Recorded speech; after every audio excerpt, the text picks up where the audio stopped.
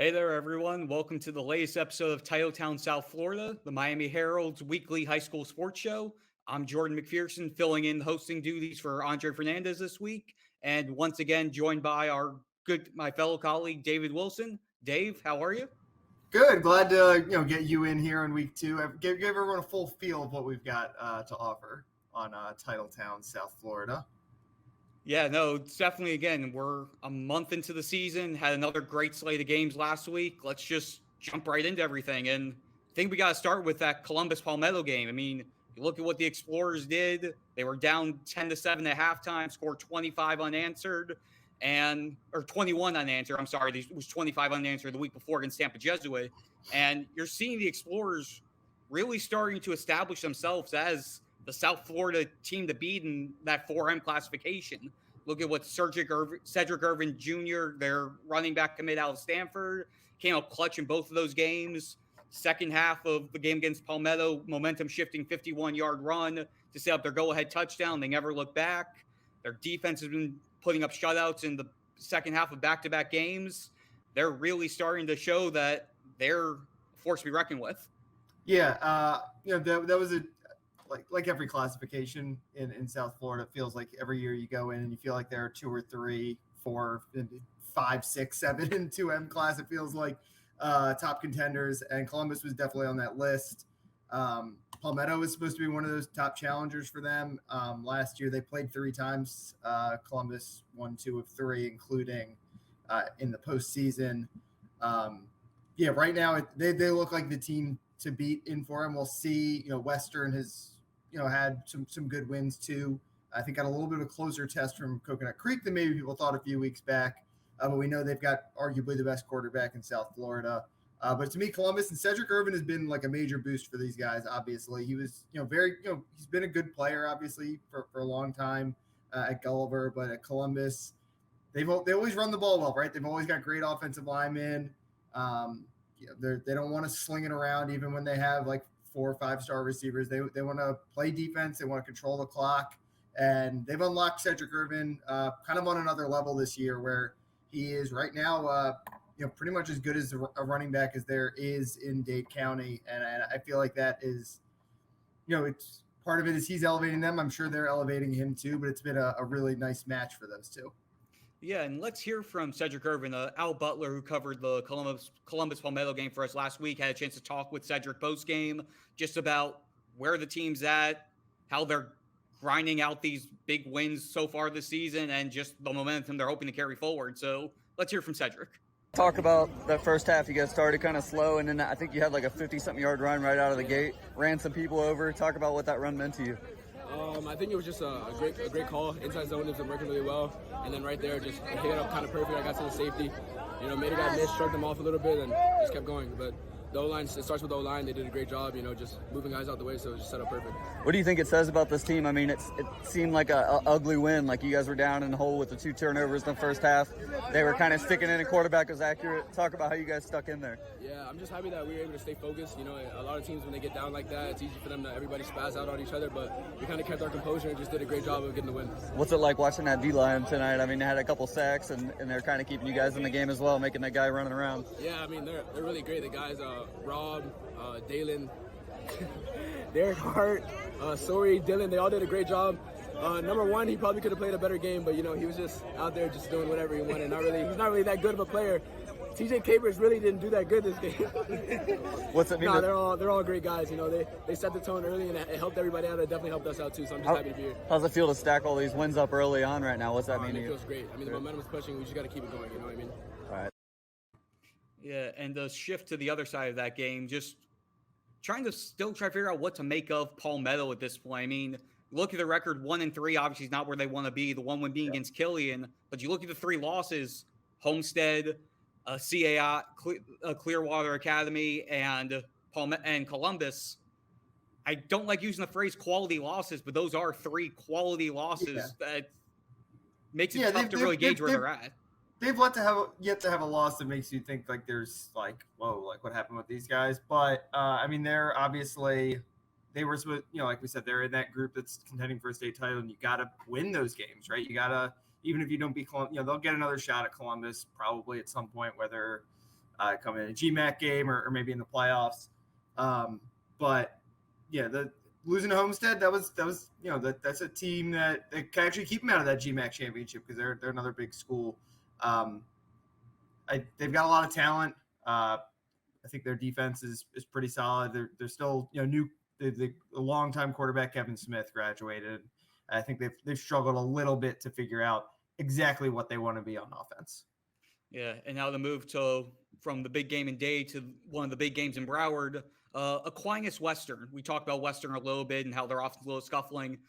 Aquinas knocked them out 38-0 last week. I mean, when you look at a roster like they have that's littered with top talent, I mean, you look at Jamari Sands, who's becoming one of their next big running back options. You look at the two safeties they have, King Mack, Conrad Hussey, who are both Penn State commits.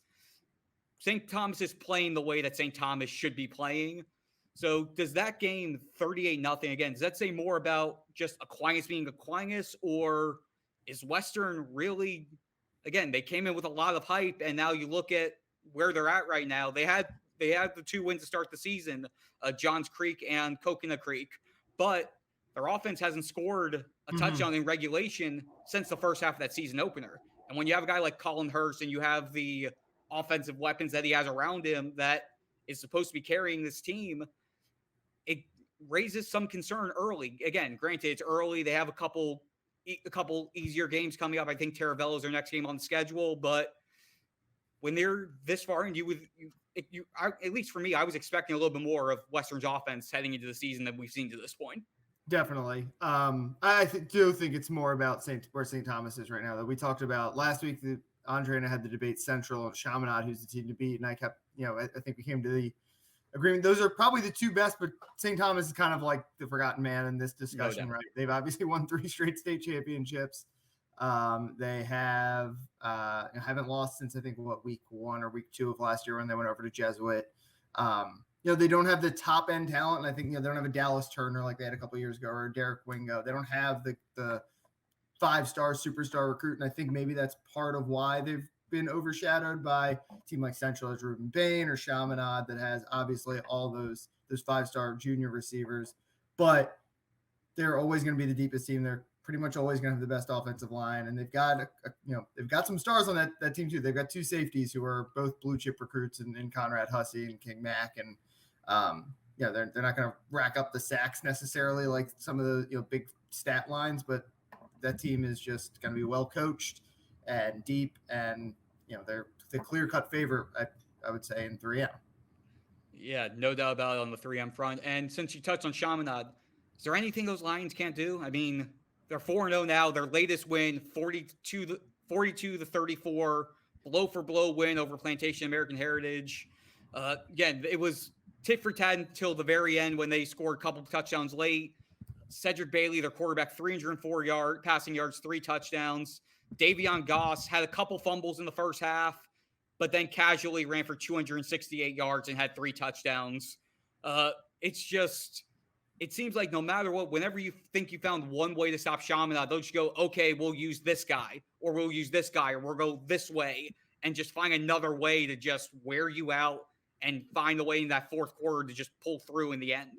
Yeah, and I talked about St. Thomas as the team with the depth, but Chaminade's right there, obviously, and with the offensive line too. That's a huge difference with these guys this year. They've got 3 Division I senior offensive linemen on that team. They've got all those weapons on offense. I mean, at this point, I expect them to run the table basically, right? They obviously passed, I think, their biggest test here with American Heritage, but I think it's a pretty impressive showing for American Heritage, honestly, because, a week earlier, Chaminade kind of beats the brakes off Northwestern, puts a running clock on them. And American Heritage, I think, obviously there was no doubt that they're one of the best teams in the state, in the region. But they're going to have to go through Central at some point. And I think we kind of, Central with that win against IMG, like kind of showed they're on a different tier. Heritage, I think, people forget this team was obviously very good last year, but not their usual selves. They kind of, obviously, first-year coach Mike Smith. So they needed a kind of performance like this to prove they're like still in that upper echelon and can compete with the best of the best. And they did that on Friday. Yeah, definitely. A Mark Fletcher, 194 rushing yards, 2 rushing touchdowns for them. Brandon Innes had 89 yards and a touchdown catch. Malachi Tony, one of their freshmen, had 2 touchdown catches. Their defense held its own. Again, they got the 2 Mhm. fumble recoveries. They had 12 tackles for loss against Chaminade.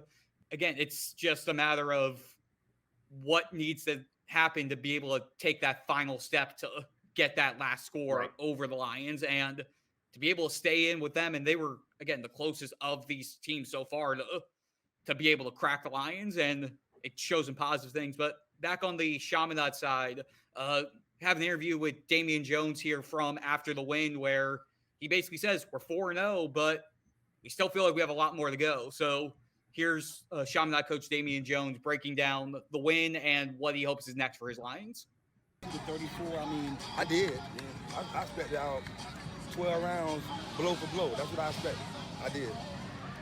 yeah, I mean, like you said, even to the very end, you know, this game, like you said, it comes right down to the very end. Even you guys scoring. I expected the dog fight, and the difference is why I was kind of I bet it on my team because we had done been in some dog fights this year, and they had. So I think that was going to be the difference, man. But they got a hell of a football team. I think they're going to win it all in their conference. And how about you guys? How much did you grow this week? And we grow every week. We're getting better every week. 1 week better. We still got a lot of work to do. And we haven't peaked yet. We haven't done anything. We're just trying to every week correct mistakes and get better. Coach, it seems like a different guy can make a big play at any moment. You know, whether it's Smith, whether it's And you know what? That's kind of what the offense is set up for, man. You can't take one guy away because somebody else will kill you. And while we've talked about most of the heavy hitters here, there are a lot of teams down here. Again, we talked about just how deep South Florida is with all these different teams. There are a bunch of, I guess we can call them under the radar teams just based on the relation to the rest of the teams down here that gets national recognition.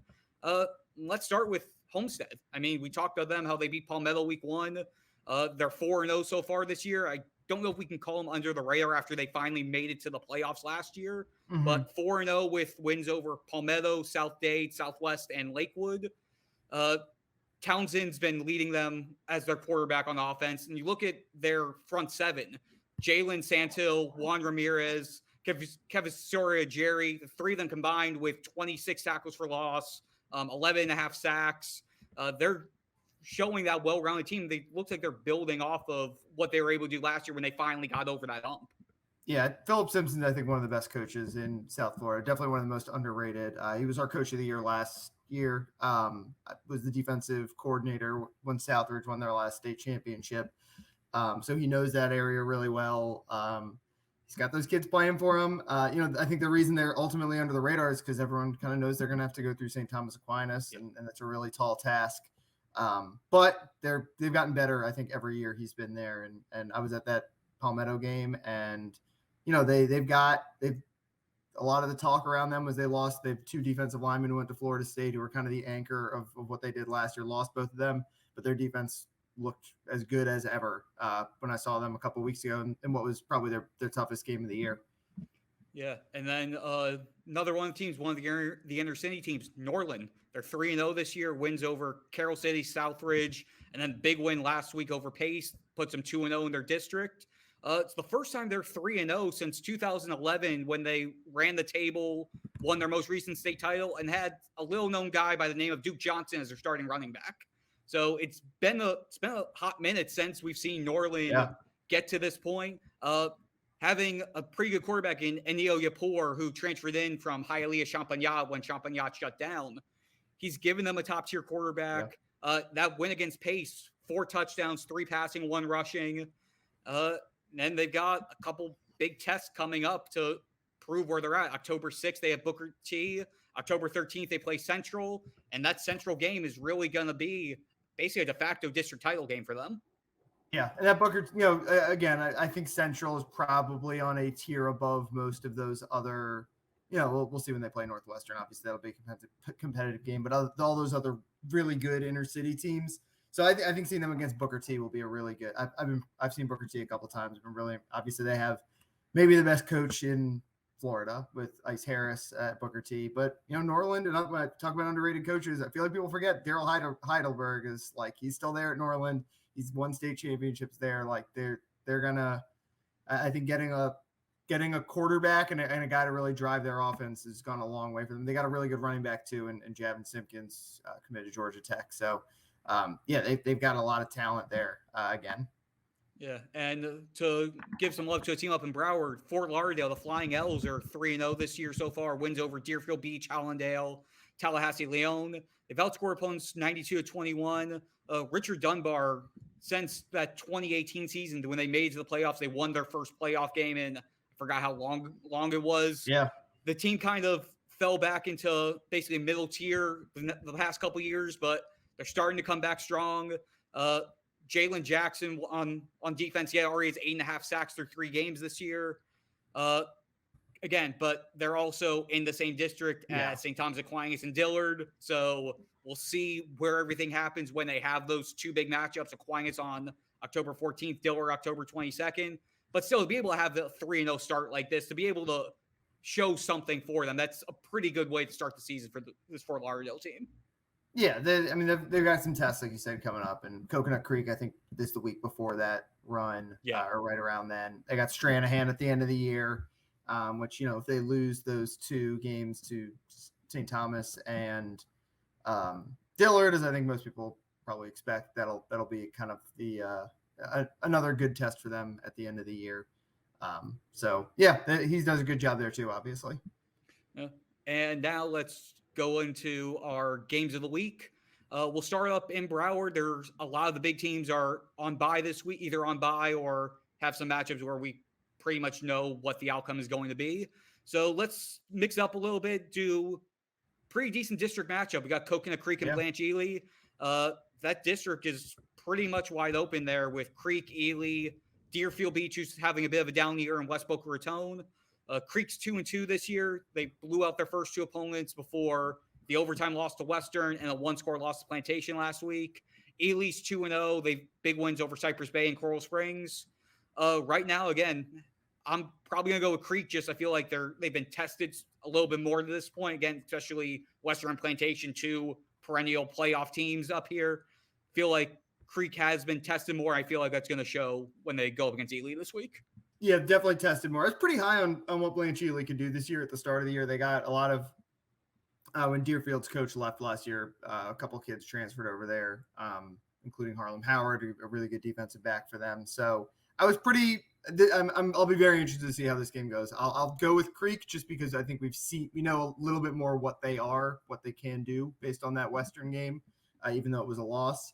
But I would not be surprised if Blanche Ely wins this game, and I think this is kind of the first real test for this new look group they have there. Yep. Next up, Central Dillard, marquee Dade Broward matchup. Yeah. Again, Central is 3-0. Dillard's 2-1 with its lone loss being the Chaminade. We know the weapons they both have. Central, you got Ruben Bang on defense. You've got the litany of weapons on offense. Dillard got Chris Johnson, one of the more dynamic wide receivers that you have out here. Again, until Central gives me reason otherwise, though, got to go with Central. Yeah, I think Central, it's them. And again, I think them and Chaminade, and then probably St. Thomas, Dillard maybe in that next year. But yeah, it's hard to go up against. Hard to doubt Central. Ruben Bain hasn't played. They've kind of been like cautious with him, so I'll be interested to see. He's coming off knee surgery, so they've tried to manage that. So I would expect he'll be. They'll want to unleash him in a game like this. No doubt. And our last game, Columbus Northwestern. This one really feels like a toss-up to me. I mean, we've talked about Columbus. They're 4-0, and the challenges that they faced already this season. Northwestern 3-1 with its lone loss coming against, wait for it, Chaminade. Yep. Again, both teams been tested early. Both have strong offenses. Northwestern, led by Teron Dickens, our reigning Miami Herald Offensive Player of the Year. Columbus with Cedric Irving Jr. and Alberto Mendoza. Both have playmakers on defense. Feels like the one that can go either way. Since I feel like I have to pick something, I'm probably going to go with Columbus just because of the momentum from those second half rallies against Jesuit and Palmetto. But if you told me either team won, and by whatever close score, it would not surprise me in the slightest. Yeah, since you said it's a coin flip, and I pretty much agree, I'll take the other side. I think Northwestern's going to be angry after that Chaminade game, right? Yeah. And they want to make a statement against someone else good. You know, they've had some good wins this year, and I think their offense is like electric. And my wonder here is whether Columbus, which, you know, I think they've got a good quarterback in Alberto Mendoza, but I don't know if they have the speed, the horses on the outside to like play a shootout like that we know Northwestern can play. So I'll go with Northwestern, and a game at Traz too. So a little bit of home field advantage for them. Although Columbus will show up, you know that. Yeah, and the main thing for Columbus is they can't fall behind in the first half like they did against both Jesuit and Palmetto and expect to keep up with Northwestern. Right. If they fall behind early like they did the last 2 weeks, that may basically wrap it up before it even starts. Yeah, exactly. Yeah. All right. I think that's going to do it for this week's episode, everyone. Thanks so much for tuning in. We'll be back next week. You can find all of our stories, all of our everything related to our high school section at miamiherald.com. I'm on Twitter at J_McPherson1126. David, where are you at? I'm at DB Wilson 2 on all platforms. All right. So that'll do it, everyone. Thanks so much, and we'll be back next week.